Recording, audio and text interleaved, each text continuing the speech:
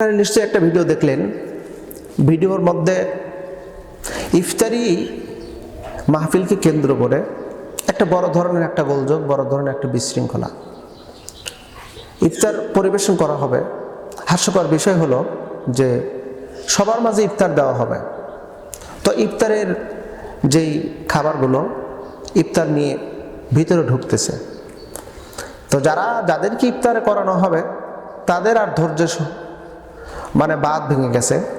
সারাটা দিন সিয়াম সাধনা করে, এখন খাবার আসতেছে, হয়তোবা পাবো কি পাবো না, আসলো খাবার কেড়ে নেওয়ার জন্য। দুঃখজনক। আসলে এরা আদর উদাদার ছিল কিনা সন্দেহ। প্রশ্ন করতে পারেন যে আসলে এরা কোন দলের বা কোন রাজনৈতিক দলের কর্মী নেতা, এরা এরকমভাবে ইফতারে কারাকারি নিয়ে ব্যস্ত। নাম বললে অনেকেই বেজার হবে, তো আপনারা দেখে নেন, জানবেন পুরো ভিডিওটি দেখলে আসলে এরা কারা। যাদের ভিতরে কোনো নৈতিকতার জ্ঞান নেই, আদবের অভাব,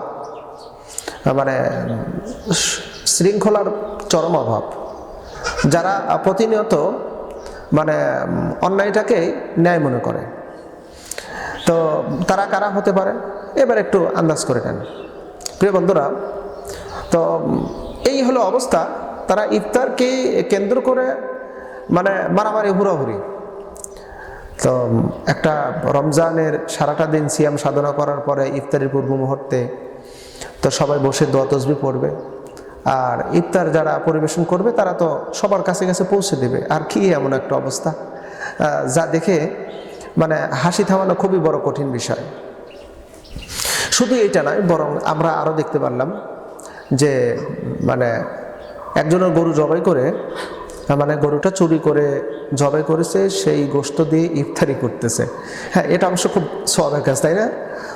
যেহেতু ইফতারি করা হচ্ছে তাহলে তো এটা সওয়াবের কাজ। এবং গরু চুরি করা এটা কোনো ফ্যাক্ট না, গরু চুরি করে ইফতারি করা এটা কোনো ফ্যাক্ট না, বড় সওয়াবের কাজ যেহেতু ইফতারি করা হচ্ছে। তো বিষয়টা হলো কি, আল্লাহর ইবাদতের সাথেও উপহাস করা হচ্ছে, আল্লাহর ইবাদতের সাথেও উপহাস করা হচ্ছে। এটা কিন্তু আল্লাহ সহ্য করবে না। কারণ আল্লাহ পাক সুবহানাহু ওয়া তাআলা বলেন, ইউখাদিউনা আল্লাহু ওয়াল্লাযীনা আমানু ওয়া মা ইয়াখদাউনা ইল্লা আনফুসাহুম ওয়া মা ইয়াশউরুন। আল্লাহ এবং আল্লাহর মুমিনকে যারা ধোঁকা দেয় তারা নিজেরাই নিজেদেরকে ধোঁকা দেয়, কিন্তু এ ব্যাপারে তারা অজ্ঞ, বুঝতে পারে না। তো এখন প্রশ্ন কিন্তু আসতে পারে যে হারাম খাদ্য দ্বারা সেহরি খেলাম, ইফতার করলাম, তাহলে আমার রোজা হবে নাকি? মোটেও হবে না। অনেকেই চাঁদার টাকা দিয়ে ইফতারি করতেছে না? করতেছে। ঘুষে টাকা দিয়ে ইফতারি করতেছে।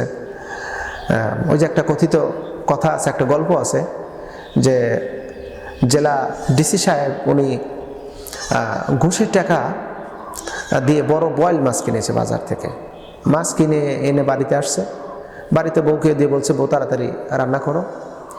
তো রান্না বান্না শেষ, এখন বলতেছে যে দস্তরখানা নিয়ে আসো, দস্তরখানে খাওয়া হলো সুন্নত। তো হাস্যকর বিষয় হলো যে সে ঘুষের টাকা দিয়ে বয়েল মাছ কিনেছে, এটা হারাম, আর সেটা কি করতেছে, ওই হারাম খাদ্যটাকে সে দস্তরখানায় খাচ্ছে, সে সুন্নত আদায় করতেছে। অর্থাৎ তার হলো যে সে আল্লাহর সাথে উপহাস, অবজ্ঞা, অবহেলা, কৌতুক। এই হলো অবস্থা। আমরা চতুর্দিকে দেখতে পাচ্ছি। আরো কয়েকটা জায়গা আমরা দেখলাম ইফতার মাহফিলে ব্যাপক আকারে গ্যালজাম, সমস্যা। তাই বলে ভাই যে কেন এই গ্যালজামগুলো করেন আপনারা? ইফতার মাহফিল সারাটা দিন সিয়াম সাধনা করেছেন, সিয়াম সাধনা করে এখন আপনারা ইফতারের সামনে নিয়ে উপস্থিত আছেন, দোয়া করেন, তসবিহ পড়েন, আল্লাহ সুবহানাহু ওয়া তাআলা তো অবশ্যই মাফ করে দিবেন। আল্লাহ মাফ করে দিবেন না? অবশ্যই মাফ করে দিবেন। তো কেন আমরা এই বিষয়টা নিয়ে আমরা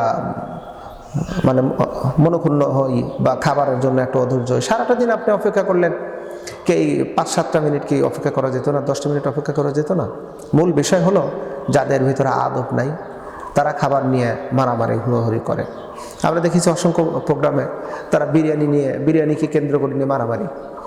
তো বাংলাদেশে একটা মাত্র সংগঠন আছে যে সংগঠনের খাবারের বিষয় নিয়ে কোনো হট্টগোল নেই, কেউ দুইজনের খাবার নেয় না, সাবলীলভাবে সবাই আদবের সহিত খাবার পরিবেশন করে, খাবার গ্রহণ করে। সেই কোন সংগঠন, এই ব্যাপারে আপনাদের সবার জানা আছে। তো এই হলো ওদের অবস্থা। এরা যদি সামান্য খাবারকে কন্ট্রোল করতে না পারে, তাহলে এদের সামনে যখন এই যে বড় বড় রাঘব বলগুলো, মানে বিশাল বিশাল অর্থ প্রাচুর্য যখন আসবে, তখন তো এরা কি পরিমাণ দুর্নীতি করবে আর যেটা চুরি করবে, এটা ভাষায় প্রকাশ করার মতো না। যারা খাবারের সামান্য পরিমাণ লোভ যারা সামলাতে পারে না, তারা পরবর্তীতে কি করবে, এটাই তো প্রশ্ন। কিন্তু আমরা 5ই আগস্টের পরে দেখেছি গোটা বাংলাদেশে অনেক দৃষ্টান্ত আছে, এগুলো আমরা বলতে চাই না। কিন্তু নেক্সট টাইমে এই যে সামনের যে অবস্থা, এই অবস্থাটা আমরা কিভাবে হ্যান্ডেলিং করব, এটা নিয়ে আমরা খুবই দুশ্চিন্তার মধ্যে আছি। বলা যায় না দেশের পরিস্থিতি কোন খাতে চলে যায়, কোন দিকে চলে যায়, আদৌ তারা দেশ এভাবে চালাতে পারবে কিনা। মানে এই চাঁদাবাজি করে, এরপরে সিন্ডিকেট করে, দুর্নীতি করে, এভাবে তো দেশ চালানো খুব কঠিন। তাই কঠিন নয়? অবশ্যই কঠিন। কিন্তু আসুন প্রিয় বন্ধুরা, আমরা তাদেরকে একটু বোঝানোর চেষ্টা করি ভালো ভালো কথা দিয়ে, কওলান কারিমা, সুন্দর সুন্দর কথা দিয়ে তাদেরকে একটু বোঝানোর চেষ্টা করি। আর বলি যে দেখো, যেটা অন্যায় সেটার দিকে যেও না, বরং যেটা ন্যায় সেটার দিকে আসো। আল্লাহ সুবহানাহু ওয়া তাআলা আমাদেরকে সঠিক সমাজ দান করুক। আমিন।